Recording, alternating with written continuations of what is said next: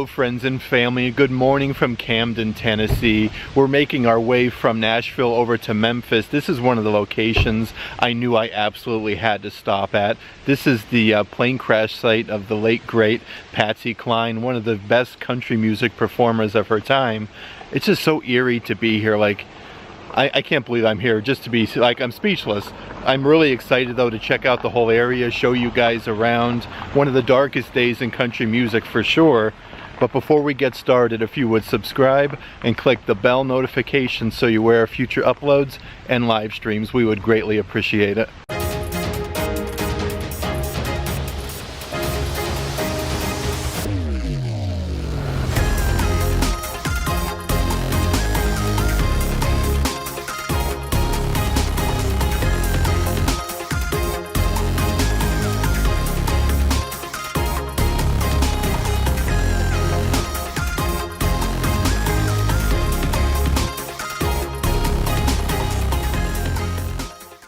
Before we do head into the woods and whatnot and check out where the plane crash and everything was, I do want to check out the different memorial markers and things that they have. It looks like there's a nice long pathway for you to kind of traverse the wooded area to the bottom section way down here where the plane crash site is, but they do have lots of spaces over here for car parking.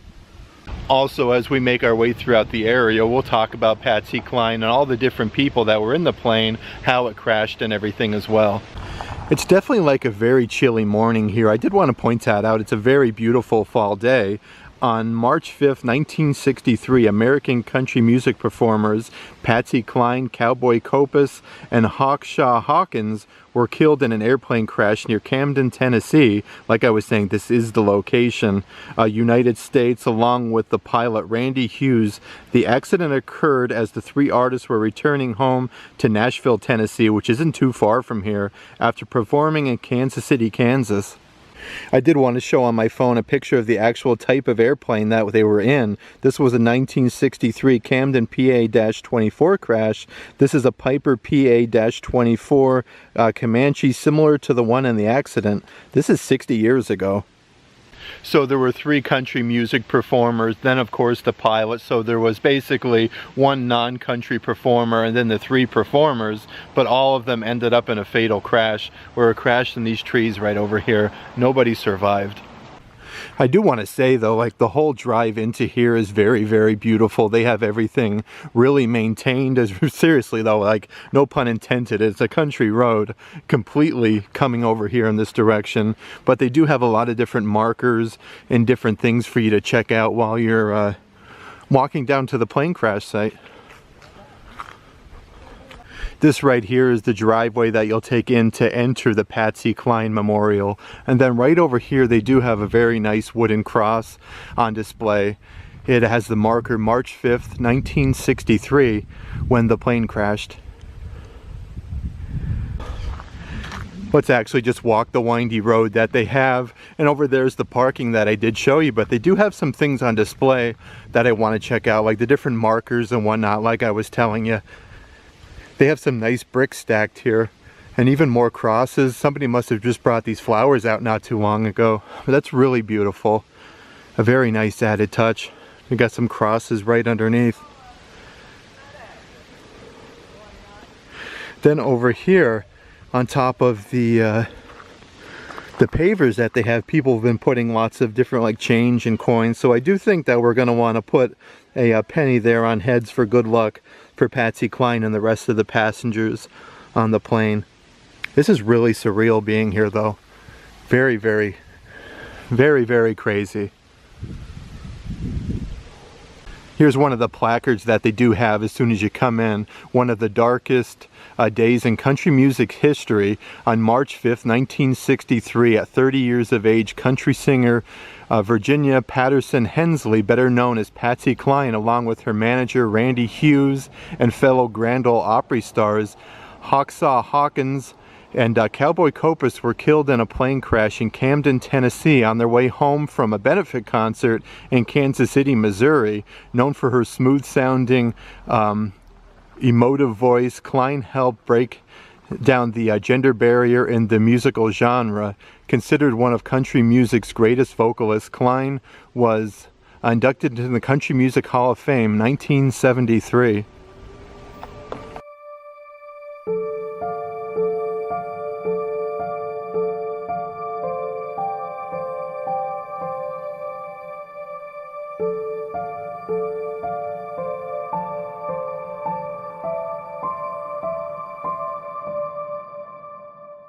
Could you imagine that though, coming from one of your benefit concerts and you're flying home from there to Nashville, Tennessee at the age of 30 years, like Patsy Cline was not even like in the prime of her career, like just coming back home to Nashville and the plane crashes here.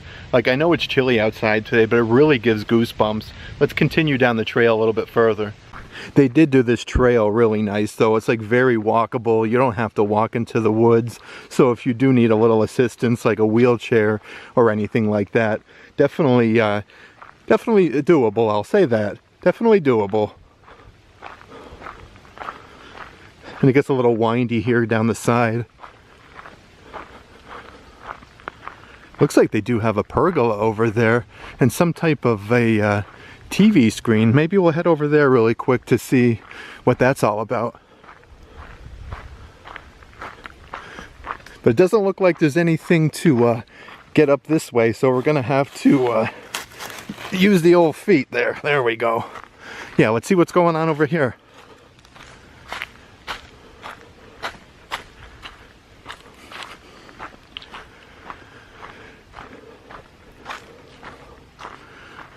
Okay, so the screen definitely looks like it's worse for wear. I'm not exactly sure what happened to that, but you can see on the metal part here with all the music notes, this probably sang like Patsy Cline music or something like that. It's really cool though with the music notes, and then you probably would have heard the sound through there. Let's check out this little pergola area. A nice little area to sit and overlook. It's very hilly. Then right down here is the actual plane crash area of Patsy Cline.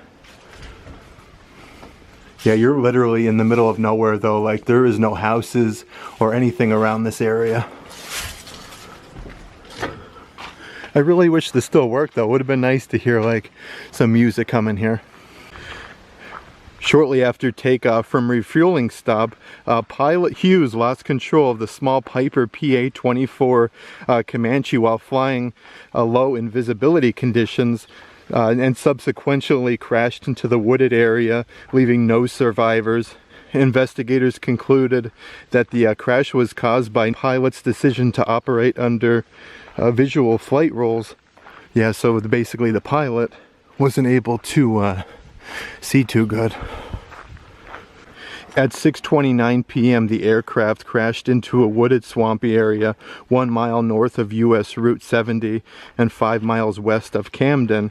The aircraft was destroyed on impact and all 4 occupants were killed. A witness described the hearing a dull crashing sound followed by complete silence, which would have been over here at this area right at the bottom.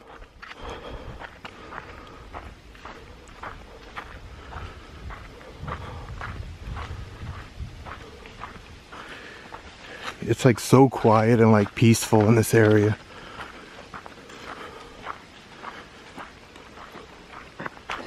Alright, let's go check out the area here. So they do have some benches in case you want to just hang out over here by the rock. They have benches on either side and lots of different memorial items, like people put flowers on the rocks. You have R.I.P. Patsy Cline from Virginia.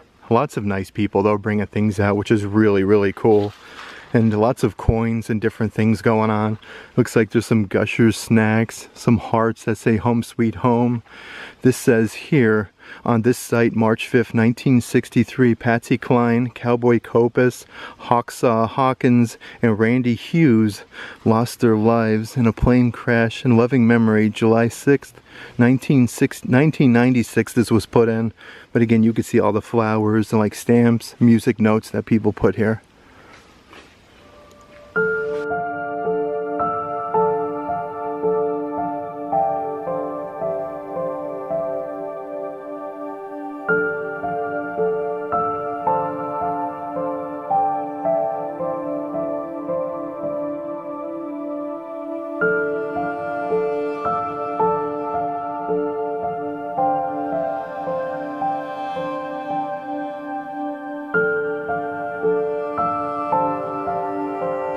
I did also want to point out here at the site, it looks like some people left some guitar picks, definitely very fitting obviously, and there's some coins, and the stamps though, I'm not quite sure why the stamps are there, but that is really interesting.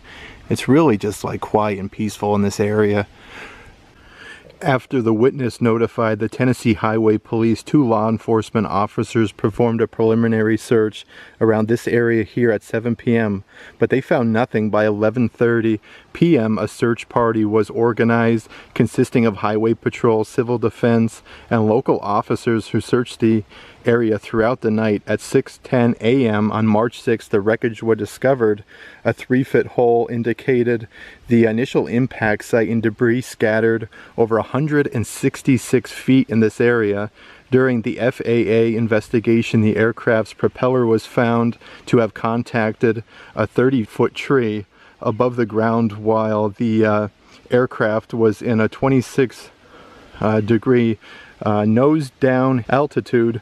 The right wing then collided with another tree 32 feet to the right, causing the airplane to become inverted. The downward angle increased 45 degrees and the Comanche hit the ground at an estimated speed of 175 miles per hour. Investigators believe that Hughes entered an area of deteriorating weather with low visibility and lost his visual reference with the ground.